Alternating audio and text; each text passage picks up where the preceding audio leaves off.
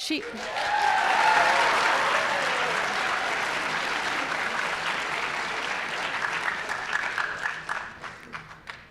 I love you guys. She has recently returned from a history-making 6-month mission aboard the International Space Station. She served as flight engineer supporting Expeditions 67 and 68, where she and her crew contributed to hundreds of experiments in biology, biotechnology, as well as earth and other physical sciences aboard the orbiting laboratory. Please welcome home Fairview Knight Jessica Watkins. Go Knights!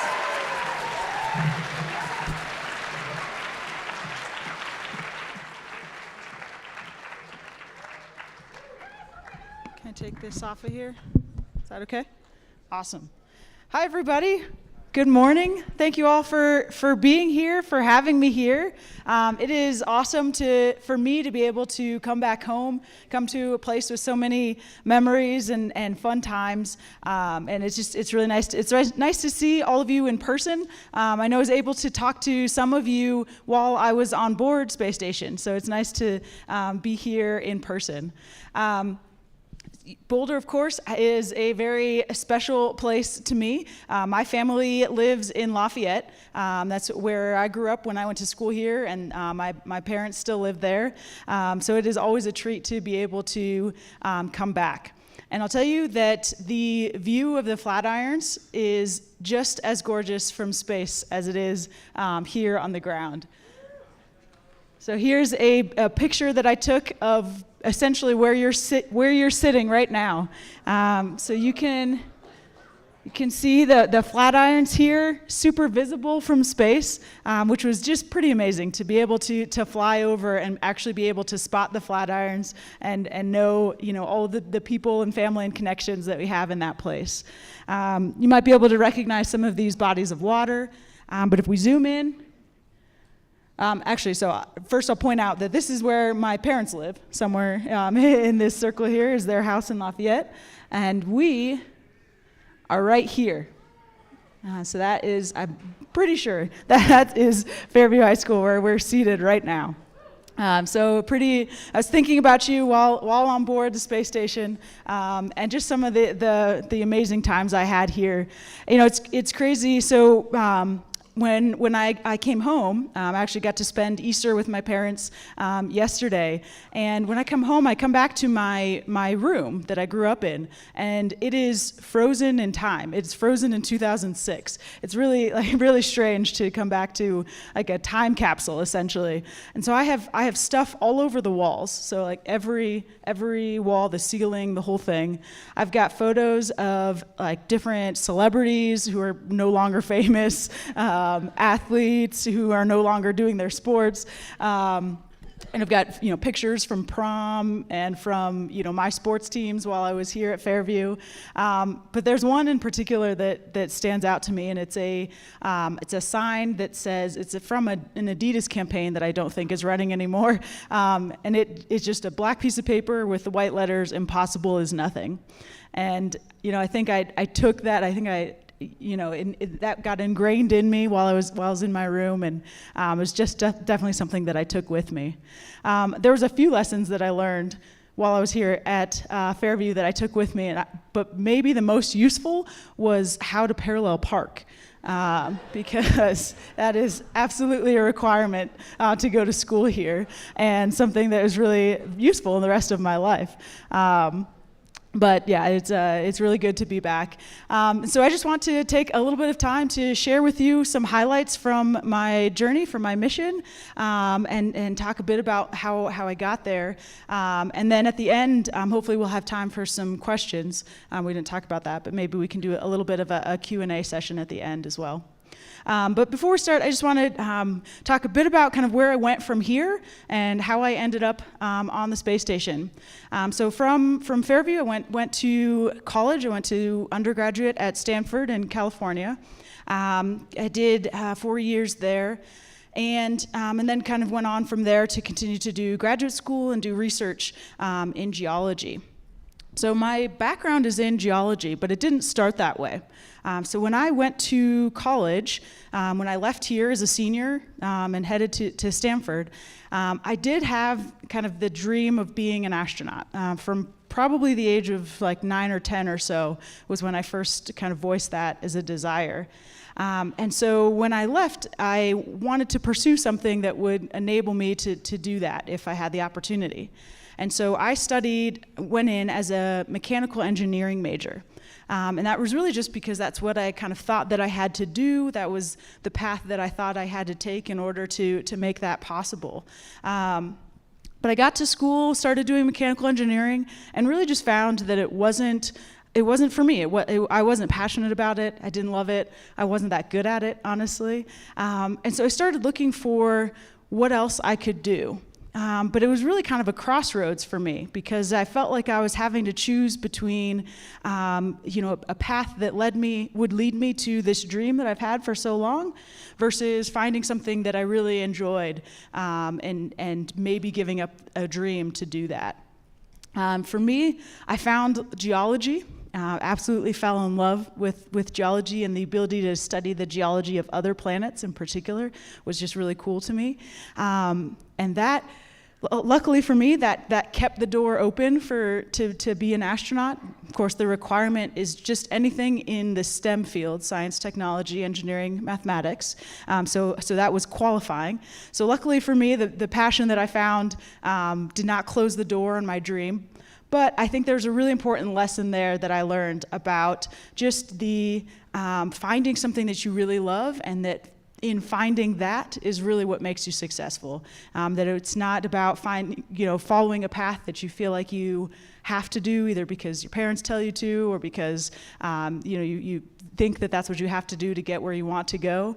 I really just encourage you to find what you're interested in, and then find opportunities to continue to explore that. Things like internships and finding mentors who can help find opportunities for hands-on experience. So just encourage you that to find what you love, and eventually that may lead you where you hope to go. And for me, that was the International Space Station. So I'll share a bit of our journey from last year. So we launched in April of last year, and then came back in October of last year after about 6 months. So I'll take you through what that was like. So our journey starts with training. So we spend about about a year. Hang on. Let's see. I'll just talk louder. We trained for about a year prior to the mission. So we trained with our colleagues at the Johnson Space Center in Houston, Texas, as well as in Hawthorne, in Hawthorne, California, where SpaceX is, as well as with our international partners across the globe. All of that training leads us to Kennedy Space Center in Florida, which is where we launched from. So we get there and start preparing for launch.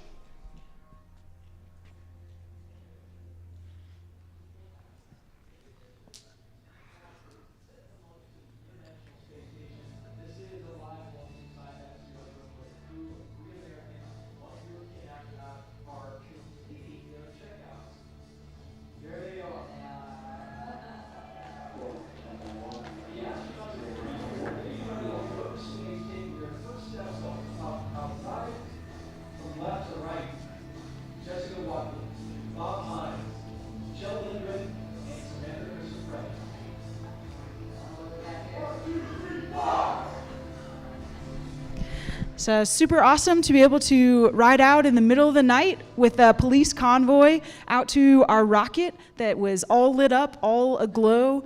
And we had our Falcon 9 rocket with our Dragon capsule on top, our SpaceX Crew Dragon that we named Freedom.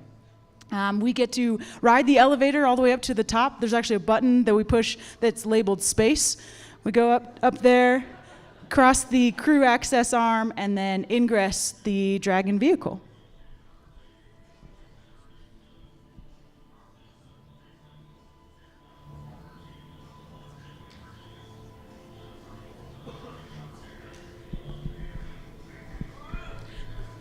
So if you can't hear him, my favorite part of what he says, this is our mission commander, Chell Lindgren, who's actually in the Colorado area right now as well. But he says, "Let's let Falcon roar and freedom ring."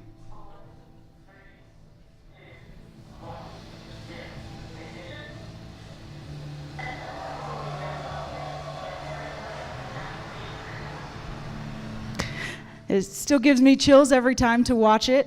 Just an absolutely incredible launch. Just to feel the rocket spool up underneath you, and then to feel the G's start to come on. So through the first stage, and then up to 4.5 through the second stage.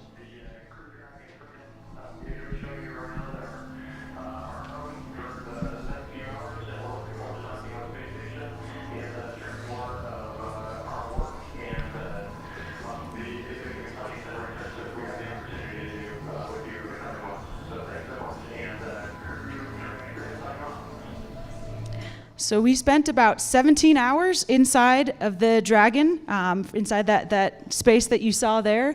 Really plenty of space. And then in about 17 hours later, the International Space Station appears out of the blackness of space. And we know that we are headed to our new home for the next 6 months.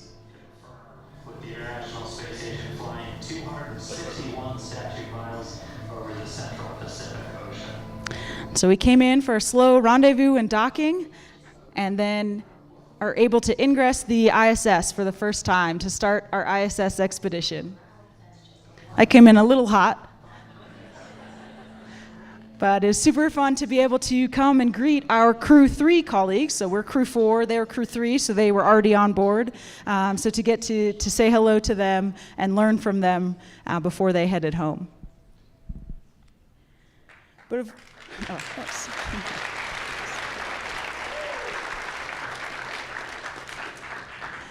So the reason that we go to the International Space Station, this orbiting laboratory in low Earth orbit, is to do science. So we did over 250 different scientific experiments while we were on board. And we were able to do all kinds of different science. So we were able to do material science. You saw my crewmate Bob working in the glove box. I'm working here in a combustion chamber, so essentially a furnace, looking at how different materials burn at different temperatures in the microgravity environment. We also were able to look at fluid dynamics, so looking at how fluids behave differently when we take gravity out of the equation, seeing what they do.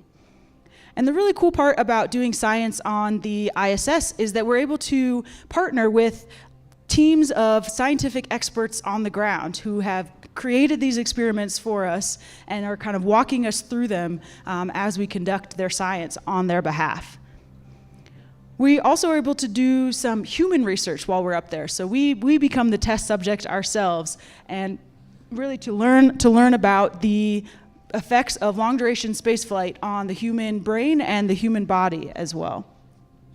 Here, I'm doing cell biology, so looking through a microscope, just like ones you all have here in your classes, looking at human immune cells, trying to understand the aging process of immune cells to help find pathways to slow and prevent that aging process back here on the ground.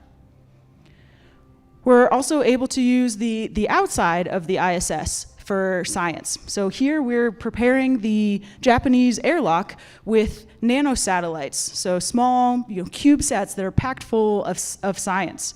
And we're able to then deploy them out into outer space. And what's really cool about that is that we are able to partner with our commercial and industry partners, but also our university and school partners, so we can get students like yourselves involved in ISS science. Pretty fun to watch them deploy out the cupola. We also participated in some technology demonstrations, so helping to develop technology that is going to pave the way to the moon and to Mars. So here we're looking at robotics as ways of assisting the human crew members. And then one of our favorite experiments is this one, where we are learning to grow plants in an environment without soil. So we're using what are called hydroponic and aeroponic techniques to grow plants.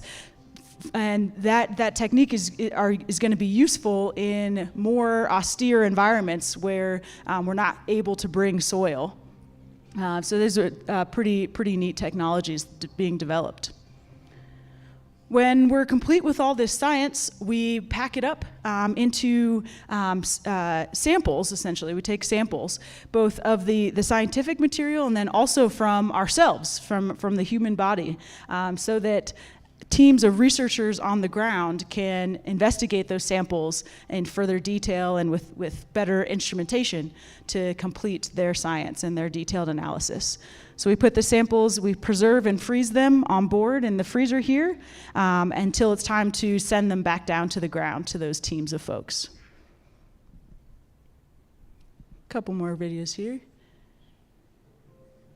So in addition to being a laboratory, an office, a robotics platform, the ISS is also our home while we're there for 6 months. And so we like to have a little bit of fun while we're up there. Here we're practicing our favorite superheroes. So Samantha is being Wonder Woman. I'm being my best Spider Woman.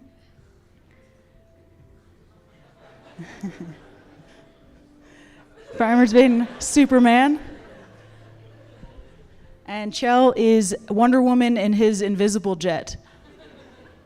But it really is just such a privilege, so awesome to be able to live and work and play in microgravity and just to be able to float around in essentially zero G and just see physics at work all the time. Something even as simple as just playing with water is absolutely captivating. Just seeing the surface tension create these bubbles. This is quite a bit of volume of water that creates a bubble of water that size. We're able to blow into them and see what happens, experiment a little bit. But we're always cognizant of the fact that we're surrounded by lots of expensive electronics, so we have to be careful. We also definitely never mess with each other while we're up there. And definitely not more than once. But one of our favorite games that we came up with to play as a crew, so one of my crewmates, his name is Chell, and so we came up with a game called Chell Ball.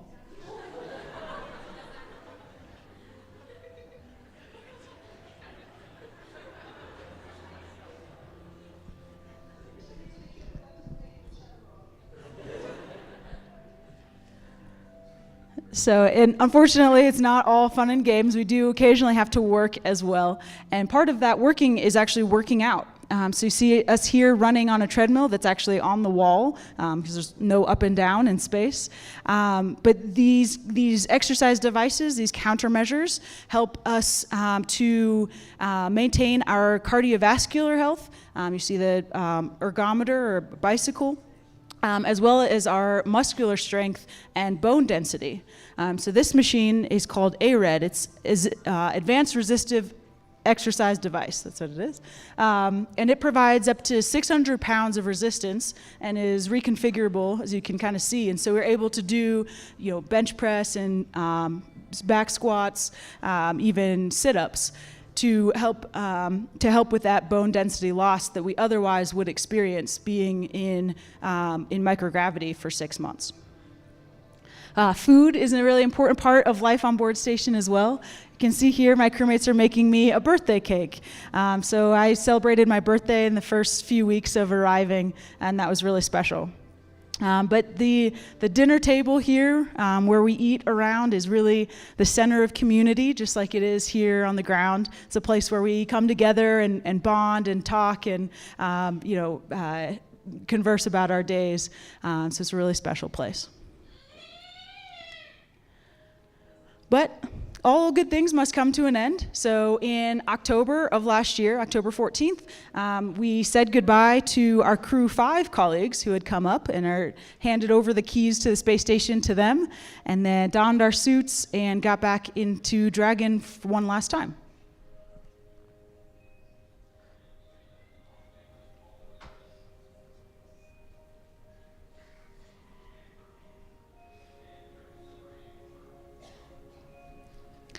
once we undocked from station, it was actually a pretty quick trip home, especially compared to the way up. It only took us less than 5 hours to get home.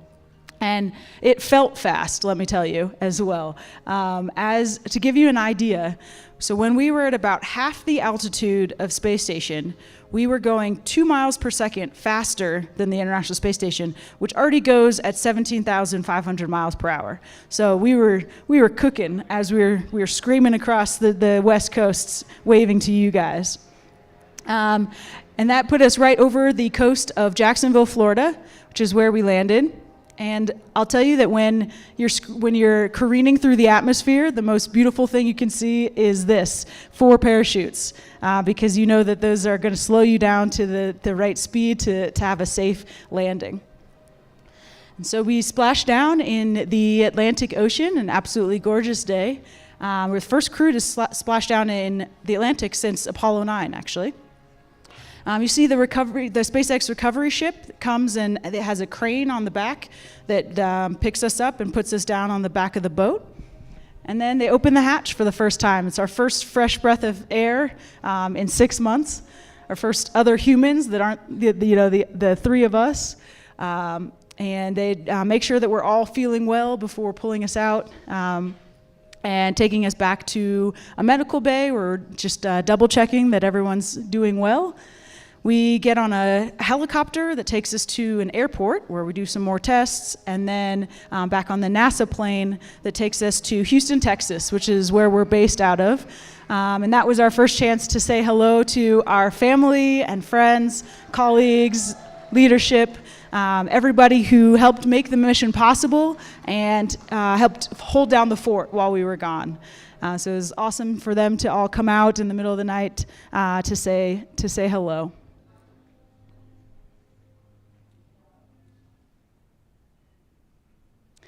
So that kind of sums up for you some of what we were able to do during our 6-month mission on the International Space Station. It's an awesome experience. It's just such a privilege to have had that opportunity and to be able to be here to share it with you all. So if we have a little bit of time, if you all have questions, we've got a mic here that we can pass around. Okay, our first question right here. What was your favorite project on the space station? Yeah, my favorite project. So I really enjoyed the project that I was working on in the video where I was looking at the immune cells. It was really neat to be able to be a part of something that you know is going to have an impact directly to life back here on Earth. That was really a privilege to be a part of that. But then for me too, I think, so I'm a geologist by background, and so being able to go and see the cupola is our windows on the space station. There are 6 windows that open up, and you can see the Earth rotating below. And so to be able to see some of the geologic formations and features that I've seen from the ground, to be able to see them from space was pretty awesome as well. Was Earth like heavy once you touched down? Yeah, absolutely. Gravity is, you have to get reused to gravity again, that's for sure. Yeah, so your body takes a few days to adapt or to adjust on both sides. So when we go from gravity to zero gravity up in space, your body has to kind of figure out this new environment, try to understand which direction is up and how to figure out that situation. Another thing that we experience when we go to space is a fluid shift. So in your body, of course, we have all these fluids that are all going to the right places as necessary. But in space, without gravity, those fluids actually move up. And so you start to feel a little bit of kind of congestion in your head is really what it feels like, because all these fluids are kind of converging up in your head region. So, but that only lasts for a few days, and then you kind of get adjusted to it. And then similarly on the way back, your body has to readapt to gravity. And so it's really kind of your inner ear system that controls your balance. That's the part that really has to re-engage. Our bodies are pretty strong when we get back because of all the exercise that we do while we're on board. But it's kind of re-equilibrating your brain to which direction is up and how to keep yourself balanced. That's difficult when you first get back. Does the space station have a kitchen for cooking food? Yeah, so we have, I wouldn't necessarily call it a kitchen, but we do have an area where we prepare food. So our food on board station comes in a few different ways. The first one is dehydrated food. So we have food that comes up, there's no air, there's vacuum sealed. And so we have an area in the galley area where we eat, where we can plug in the food to essentially a water dispenser. And so it dispenses water into the packet. You can kind of shake it up and let it sit for a little while, and that warms up the food for it to be able to eat. And then the other type of food that we have on board is it's irradiated. So it essentially just needs to be, it's all pre-cooked, it just needs to be warmed up. And so those little packages we're able to put inside a food warmer. So these essentially have hot plates that you can put the food next to, and that warms it up. And so that's our means of cooking on board the station. And then of course we like to mix ingredients as much as we can. You saw the birthday cake that my crewmates were making for me. And that's really was just all the ingredients that we could find that might be delicious in a cake and smushing them together. So we'll try to be creative as well. Hi, so I'm wondering, can you confirm, I've always wondered, can you confirm if the Earth is flat or not? Because I think some people believe it's flat. I can absolutely confirm for a fact that the Earth is round. I'm sure of it.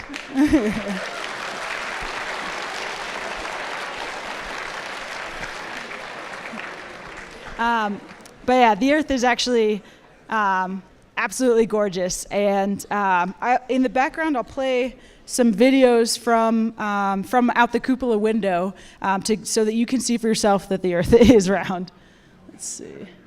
Yeah. We can turn the sound off and just have that play in the background. If we want to just move to the next question.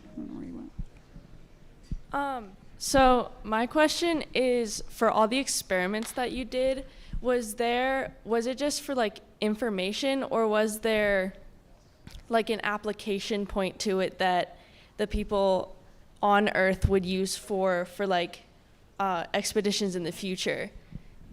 Yeah, absolutely. It's a great question. So yes, all of the work that we're doing on board either is to help understand how humans respond to specifically the microgravity environment. And so that has applications for future exploration. So future missions on the ISS, but then also future missions out further into the solar system to the moon and Mars. We want to know what is going on with the human body so that we can make sure that those are safe and comfortable journeys for people in the future.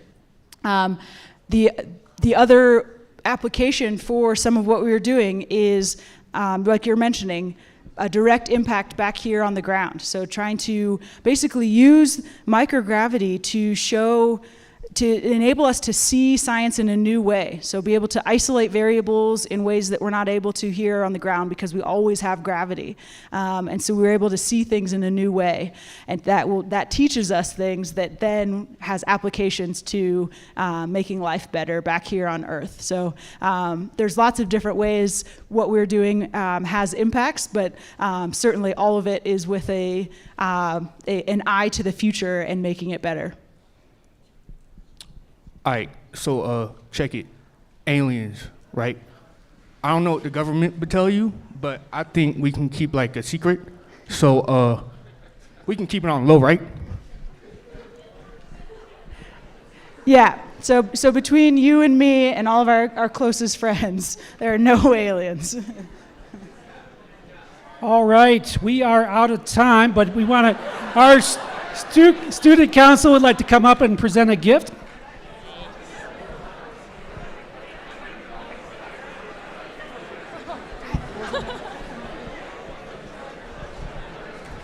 On behalf of Fairview High School, we would like to thank you so much for your time. This was an incredible presentation. You're truly an inspiration to us all. And just wanted to say that you're once a night, always a night. And this is a bag of Fairview swag for you.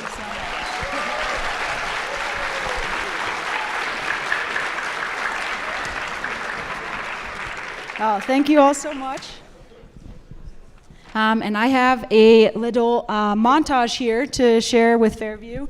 So in the background is a photo from our launch. We were told it was beautiful. We saw it from a little different perspective, but we hear it was beautiful. Some photos from our mission, and then a mission patch that we flew on the International Space Station for Fairview. So I'll read the caption real quick. This patch was flown aboard the Crew 4 Crew Dragon Freedom and ISS Expedition 67-68 during their journey of more than 2,720 orbits and 72 million miles from April 27th, 2022 to October 14th, 2022. Presented with gratitude to Fairview High School. So thank you all.